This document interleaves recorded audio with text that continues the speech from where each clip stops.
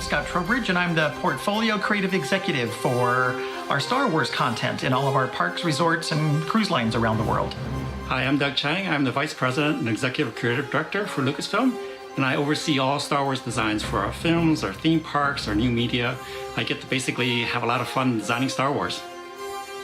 I had always imagined that someday I would love to visit these worlds, and so when I heard the announcement that Disney was going to make a Star Wars themed attraction, merging Star Wars with everything that Disney does so well with these attractions, I was over the moon. I mean, I was just like, wow, okay, that's kind of my childhood fantasy come to life, because when I was 15 years old, and I first saw the movie, one of the things that I wanted to do was to visit these worlds. They felt so real. They felt like there were places that you could go and explore. And now we were actually having an opportunity to design a place like that so that the fans can actually go and enjoy these places for real. And it was also really kind of interestingly terrifying, because with that idea of actually building an immersive world, there comes so much great expectation.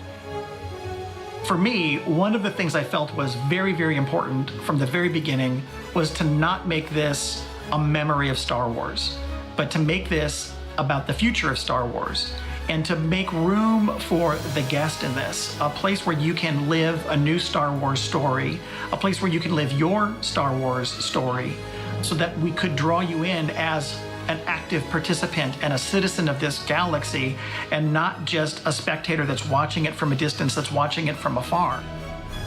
For me, when we were thinking about it in the early stages of design, I just knew, somehow I want to get on board the Millennium Falcon. I mean, that was my dream from when I was 15 years old. I want to be in that cockpit. I want to be in that main chest room. I really want to just walk up to it and just see this spaceship, because in our Star Wars universe, the Millennium Falcon is a character just like, C-3PO or R2-D2. And it was something bigger than life. And so that was kind of my secret hope, is that we could actually get that in the actual attraction. That idea that everything has a story behind it, there's a logic behind it, it's not random, it's all thought out. Every blaster mark on the wall, every scratch has been thought out about, like, what would have happened, what would life in this village be like, what would happen in this outpost that would cause the evidence of wear and cause the illusion of life to be brought into the place. The key difference for a theme park is that all that homework, all that design has to be realized at such a high fidelity, because you don't know where the guests are going to go. You don't know if they're going to open that closet door and look behind the door.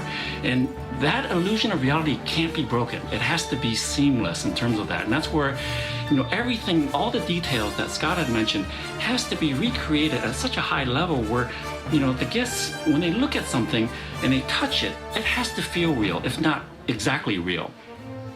So given that from the very beginning, we wanted this to be an experience that you could feel like you had a role in, we decided not to go back to any of those known places, but to create a new location that was the perfect location for what we wanted emotionally to deliver here, which was the sense of mystery, the sense of adventure, the sense of possibility, the sense that, you're kind of at the edge of the galaxy and anything can happen.